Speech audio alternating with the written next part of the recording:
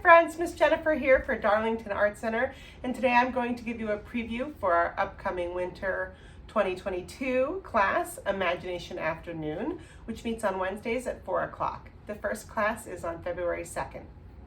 Today in our preview, I'm going to show you how to make paper puffy stars. These are made out of recycled paper. You can see it's the same paper you would get from a grocery store paper bag. If you don't have extra or any grocery store paper bags laying around, you can use packing paper, you can use any large scale paper, but you are going to want something that's at least 12 by 18 or larger to really be able to get the puffy quality that this has.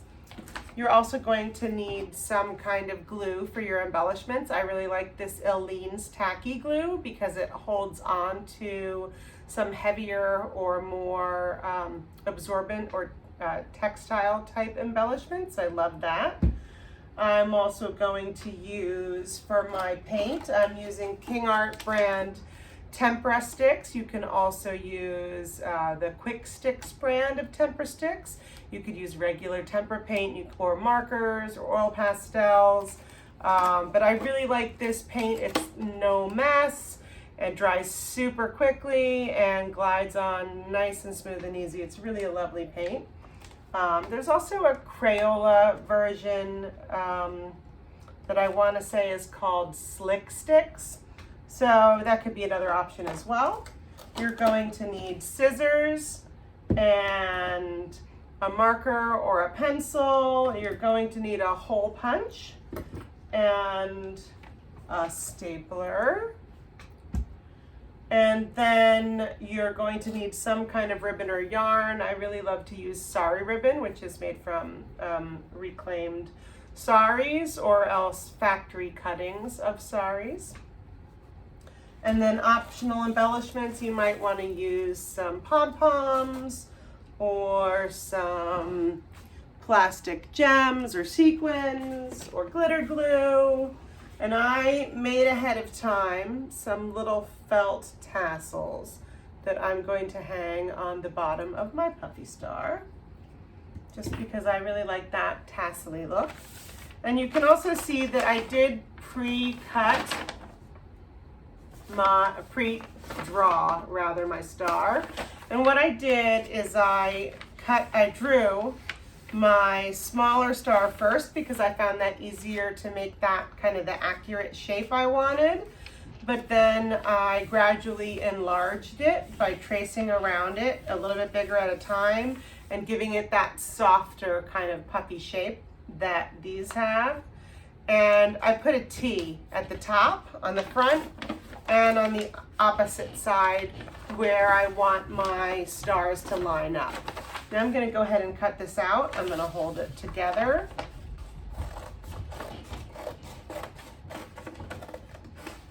You really want to try and get these cut as close as possible so that when you go to staple them later, they're going to be nicely lined up. So I'm going to make sure that I am adjusting my hold and keeping things even and as flat as possible. That can be difficult when you're cutting two papers at once. Just do your best. Mom and Dad might need to help with this step. That's okay. So we're going to continue cutting all around. Again, adjusting our hold and making sure we keep the paper as smooth and lined up as possible so that when we're all done, our star lines up smoothly. Especially when you go around the corners, it's a good time to double check and make sure everything is all lined up so that you don't have to recut it out or trim anything away later. So it looks like we got that all cut out, and it looks like it's pretty awesome. So I'm pretty happy with that. I'm gonna put my scissors aside, and I'm gonna get my scraps out of my workspace. I like to have a clean workspace when I'm working. And now this part that I traced on, that's the wrong side. So you can see that I actually have two nice unprinted sides that I can paint on, and where I marked my T is where I'm going to lay my two sides together so they match up nicely there as well. So I'm going to go ahead and flip them over and get my paint sticks out. And I like to really just sort of freestyle scribble with these paint sticks. I really don't worry too much about making designs. If you want to make a design, you can. But I really just like to make looping, swirly lines. I think it adds a beautiful pop of color. It makes it look sort of fancy or festive without being super fussy. But I'm gonna go ahead and do it the same on both sides this time. Usually I do each side a little bit different, but I'm feeling like this time I want to do them the same. Now, are they going to be exactly the same? Definitely not. But I'm going to do the same design style or motif. In other words, I'm going to try and replicate my choices, but they might not be exactly the same. So I've got some nice green swirls. And you know what, since I did green swirls, maybe I'll add some colorful polka dots like berries. So that'd be, so just some little berries here and there. Still pretty abstract.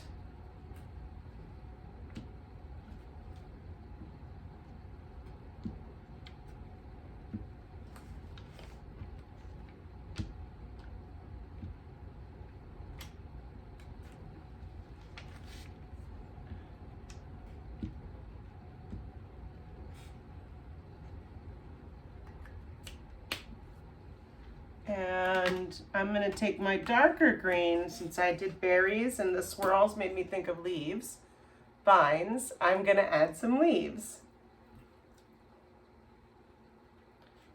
And my leaves are just little teardrop shapes with a line in the center.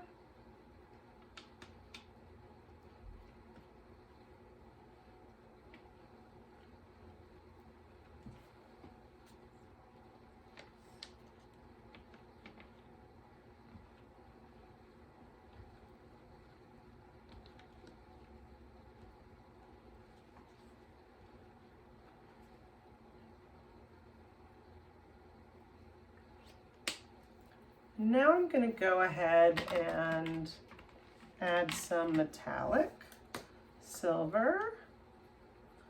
And this is going to be polka dots also. But this is larger polka dots. It's really almost an accent or a highlight. And you could see I'm actually going over some areas that I colored already, and it is not smearing because the tempera sticks dry so quickly.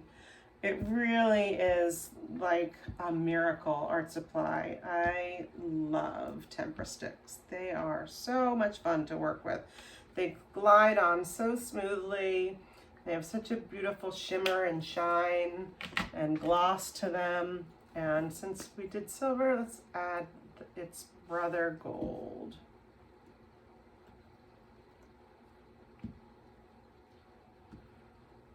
We'll just do a little bit of that.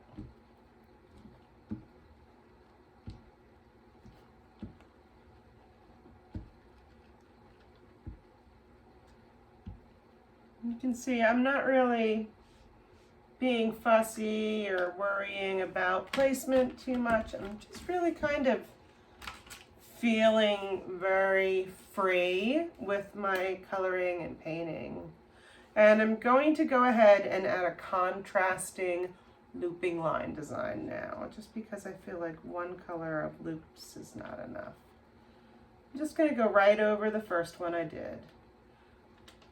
I'm emphasizing or focusing on getting in the areas where I don't have color, but I'm also not stressing about it. I'm not really thinking too much about my design. I'm still being very free and really playing with my supplies more so than planning out an elaborate composition. You know, I really like to focus on composition in drawing and painting classes, but in Imagination Afternoon, I really like to focus on what feels good when we make art and what feels good as a person in our art exploration and how important that is for us as artists. I think that having that balance of concentrating on composition and time for freely exploring your creativity in a boundless way is a really valuable experience as an artist.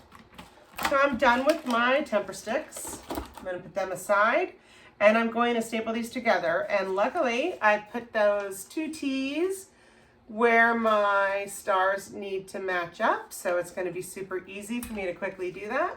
And I'm going to staple them together approximately 2 fingers apart. If I get a little closer or a little bit further away, that's okay. But we want to keep these staples relatively close together because we don't want our stuffing paper peeking out. And I'm just remembering now that I did not mention to you what we were going to use to stuff our stars. So you can use packing paper, you can use packing air pillows or packing peanuts. You can use shredded paper, like even your own household shredding, if you do that in your household. I'm going to use some packing paper from a produce delivery service that we use here. And you can, I've had in the past sort of like waffled packing paper that works really well. So I'm going to go ahead and staple this. I'm going to come over here. I like to leave like a V shape open.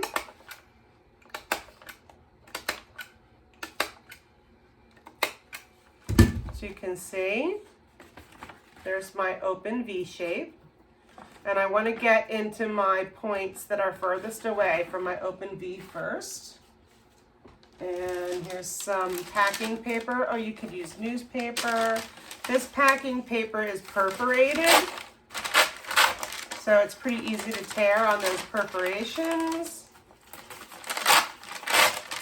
If not, you could always cut it with scissors.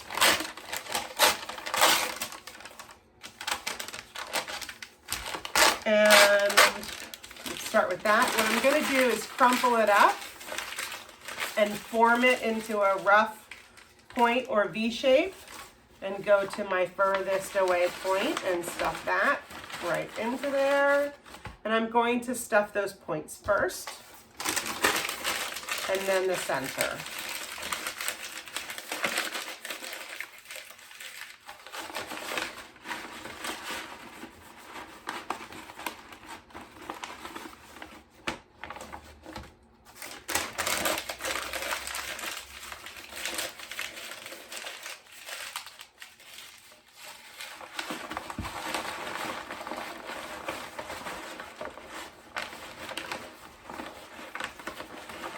You can always use a tool like a paintbrush or marker if you really want to get it in that corner. But also, it's not so critical to get it, you know, super tucked in. You can pull it out and make it a little bit of a tighter point if you really want. I think that I'm, at this point, being overly fussy, but because I got that other one in, I kind of wanted that one to match. So now I'm very happy with that. I'm going to close up another one of my points.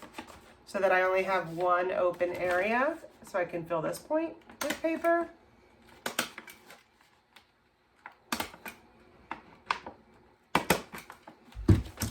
Make that crumpled up semi-triangular shape.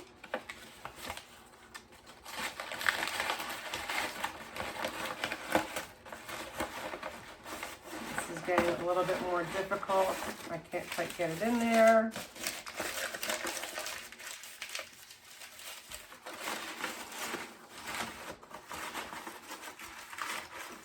This actually might be where you want to use something to kind of guide it in. Then I'm going to take my last piece into my open point and staple that shut.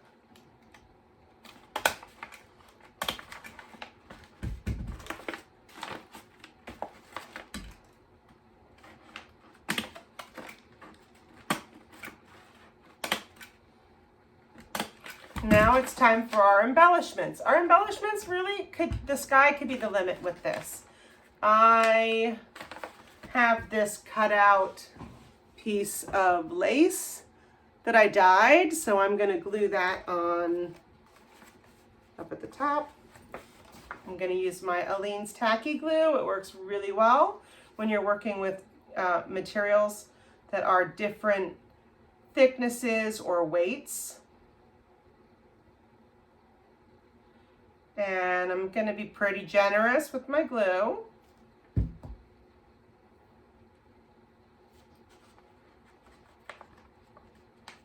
I didn't go quite up to the top because I have to make a hole there to hang this from. So I'm going to get my hole punch. Punch my hole. I find it doesn't always go all the way through for some reason with the double layer of paper bags, so just cut the little bit off. And now I'm going to use my sari ribbon or your yarn or whatever your favorite kind of ribbon or cord is. And I'm going to cut a nice length of that. Then I'm going to double it. Push the doubled up end through the hole so I have a loop.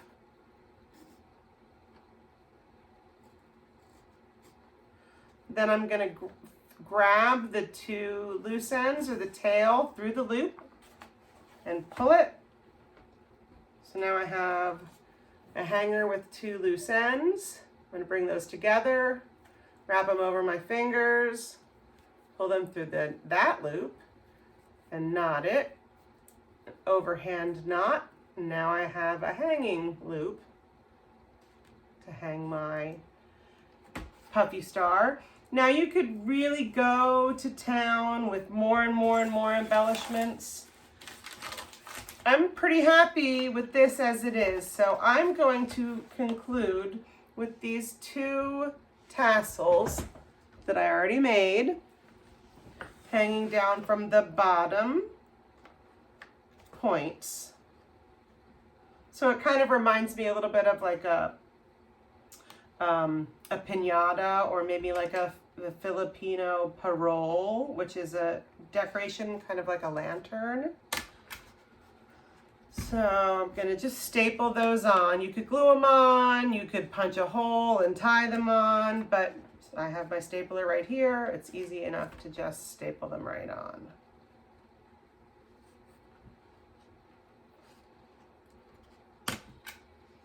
And there we have it. A painted puffy star made from recycled paper with tassels and other fun embellishments. I hope you enjoyed this preview of the types of fun upcycled mixed media projects we will be working on in Imagination Afternoon. I've had some really incredible, enthusiastic artists to join me in that class, and I hope to see you there. Thanks, friends. Bye.